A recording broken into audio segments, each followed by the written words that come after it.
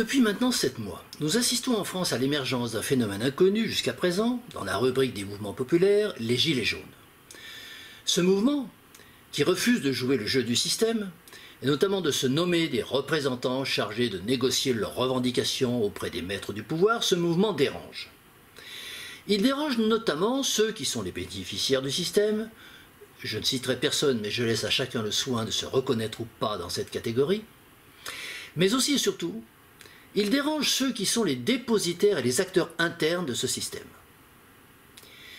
La spécificité de ce mouvement, c'est précisément qu'il refuse d'utiliser le système représentatif pour mener ses actions. Mais cette posture est plus intuitive que raisonnée, dans la mesure où elle ne procède pas d'une analyse et ou d'une doctrine approfondie, et qu'elle témoigne plutôt d'une évolution récente des luttes sociales qui tendent progressivement à contourner le traditionnel mode de négociation entre le pouvoir en place et une représentation de citoyens porteuse d'un catalogue de revendications.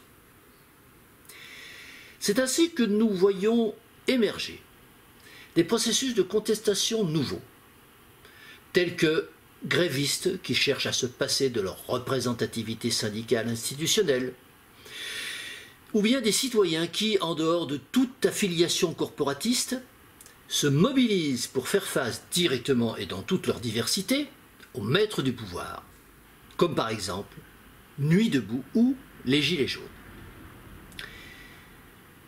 Cette évolution traduit, me semble-t-il, plus le constat factuel de l'inefficacité du système de la représentation, et même de sa propension fatale à la trahison, que d'un raisonnement argumenté et ou d'une analyse en profondeur mettant en lumière les causes profondes, réelles et inéluctables de cette inefficacité.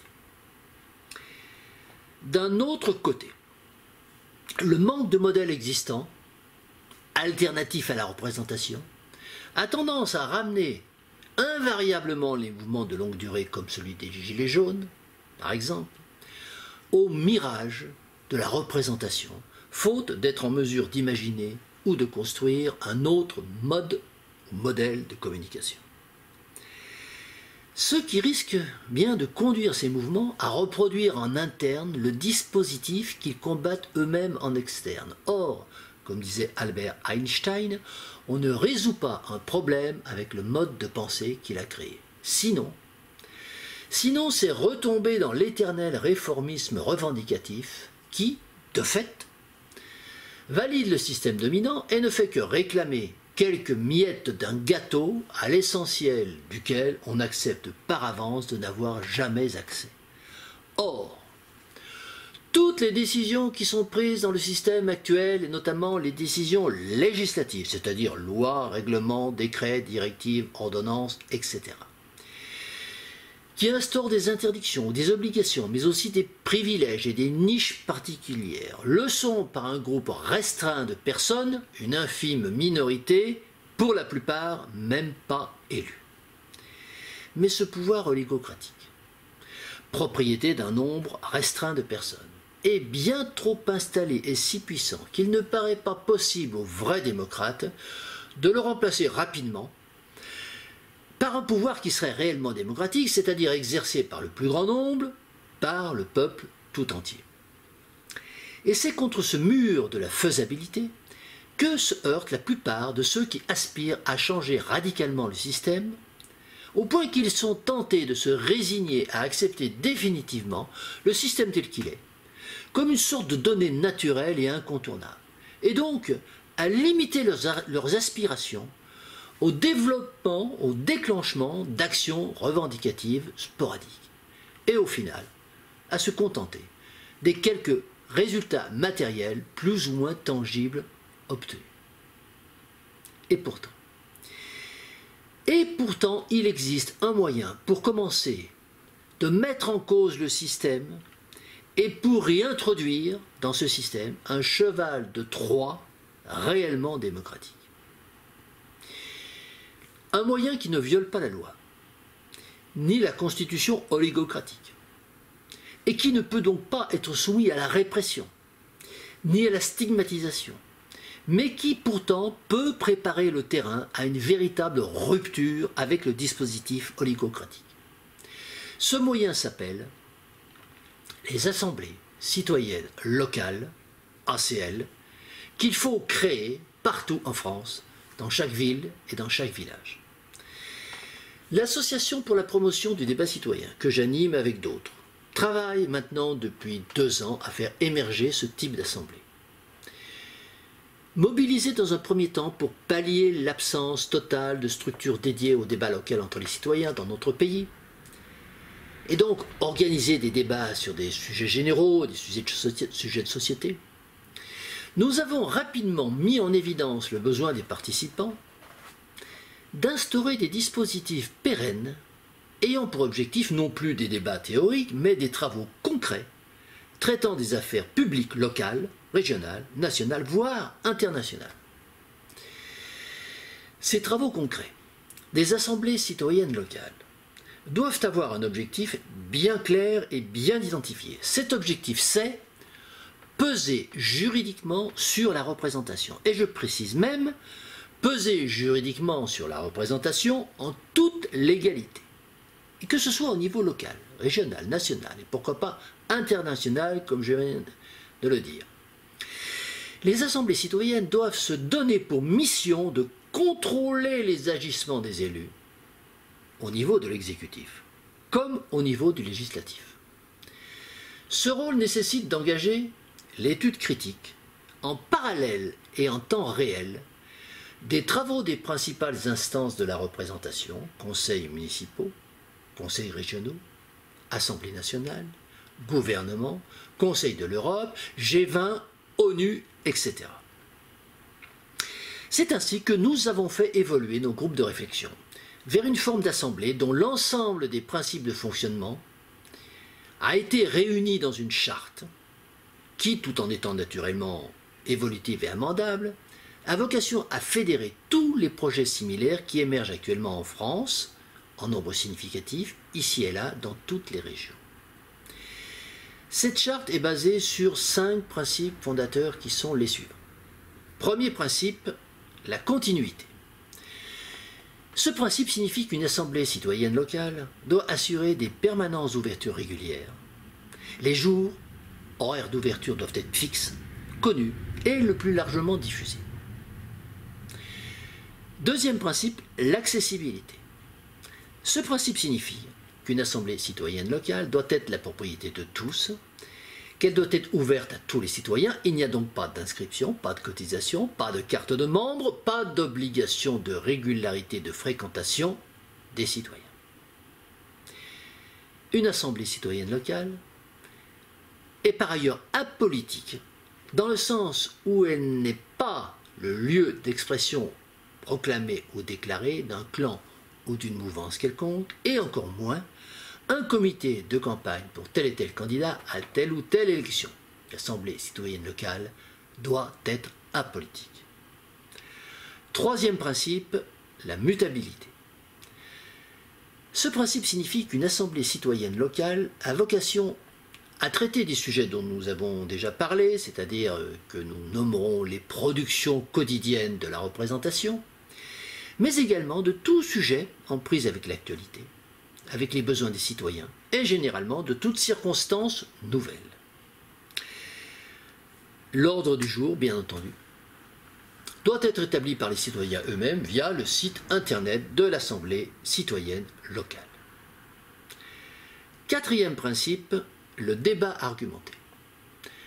Ce quatrième principe signifie que les débats d'une assemblée citoyenne locale doivent se dérouler selon le mode contradictoire argumenté, à savoir que chaque intervenant est invité à faire l'effort d'argumenter ses affirmations et éviter les opinions subjectives ou de pur ressenti. Et enfin, cinquième principe, la transparence. Ce cinquième principe signifie que les sessions d'une assemblée locale, citoyenne, doivent se dérouler en toute transparence, chaque session devant faire l'objet d'un compte-rendu synthétique écrit, mais également d'un enregistrement audio intégral intégrale placée en libre consultation en podcast sur le site internet de l'Assemblée. Concernant maintenant les relations de l'Assemblée citoyenne locale avec la représentation. Les travaux de ces assemblées doivent, comme je l'ai déjà dit, déboucher sur des notifications à destination de la représentation locale, régionale, nationale ou internationale. Ces communications et notifications peuvent revêtir 4 formes. Premièrement, les questionnements. Deuxièmement, les critiques. Troisièmement, les approbations. Et, pourquoi pas, quatrièmement, les suggestions. Concernant maintenant la question de la légitimité de l'Assemblée citoyenne locale vis-à-vis de la représentation. Il est bien évident que dans le cadre de l'organisation sociétale actuelle, les ACL ne peuvent naturellement se prévaloir d'aucun pouvoir effectif, mais il est évident également que leur activité, si elle se développe de façon significative, tant quantitativement par leur nombre créé, que qualitativement par la nature des réquisitions qu'elles adresseront à la représentation, leur activité sera de nature à peser implicitement sur les décisions de cette même représentation. Par ailleurs, et dans l'optique d'une autre organisation sociétale à venir, elle pourrait constituer, à n'en pas douter, des laboratoires de l'exercice d'un réel pouvoir citoyen. Toujours sur la question de la légitimité des ACL vis-à-vis de la représentation. Les assemblées locales doivent faire en sorte de revendiquer en permanence et de façon appuyée leur intégration officielle dans la donne politique en se fondant sur 3 critères très importants. Premier critère de légitimité. L'Assemblée citoyenne locale a, par définition, vocation de service public, du fait même de sa conformité aux lois de Roland, dites loi du service public, qui énoncent ces 3 principes, continuité, accessibilité et mutabilité, comme étant des principes relevant de la vocation du service public. Deuxième critère de légitimité. L'Assemblée citoyenne locale doit être reconnue d'intérêt général. Pourquoi? Tout simplement parce qu'elle remplit les 3 conditions requises par l'annexe 5 de la circulaire du 18 janvier 2010, édictant précisément les conditions pour qu'une organisation soit reconnue d'intérêt général. Ces 3 conditions sont les suivantes. Premièrement, exercer une activité non lucrative, c'est bien le cas des ACL. Avoir une gestion désintéressée, c'est bien le cas des ACL. Et troisièmement, ne pas être réservé à un cercle restreint de bénéficiaires, c'est toujours le cas des ACL. Ainsi, les assemblées citoyennes locales peuvent donc recevoir des dons et émettre des rescrits fiscaux. Troisième critère de légitimité. L'Assemblée citoyenne locale est fondée à solliciter des subventions publiques de fonctionnement auprès des instances territoriales de son périmètre, au même titre que n'importe quelle association de type sportif, culturel, développement durable ou autre.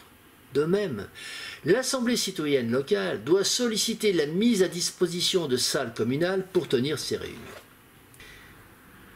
Cette nécessité d'amener, voire de forcer, et par tous les moyens de pression légaux, l'instance territoriale à reconnaître la vocation de service public de l'Assemblée citoyenne locale, à entériner son critère d'intérêt général, à lui fournir des salles et à lui octroyer des subventions de fonctionnement est fondamentale. Cette pression sur la représentation est déterminante, elle constitue même le socle de l'objectif indiqué au début de ce propos, c'est-à-dire peser sur la représentation. C'est ainsi que nous lançons un appel solennel. Un appel solennel à tous ceux qui sont prêts à s'investir pour le développement d'une nouvelle, une vraie citoyenneté, à créer dans chaque territoire de leur résidence, ville, village, quartier, une assemblée citoyenne locale. Ces actions immédiates, possibles et réalisables, que sont les créations d'assemblées citoyennes locales, commencent à se multiplier un peu partout, notamment sous l'impulsion des Gilets jaunes, mais pas uniquement, et l'Association pour la promotion du débat citoyen est prête à les accompagner, si elle le souhaite, partout où elle se trouve, dans chaque ville et village de France. Car ces assemblées citoyennes locales constituent en effet de véritables prototypes démocratiques et leur mise en réseau, c'est ni plus ni moins que le laboratoire actuel de la démocratie directe, c'est-à-dire de la vraie démocratie.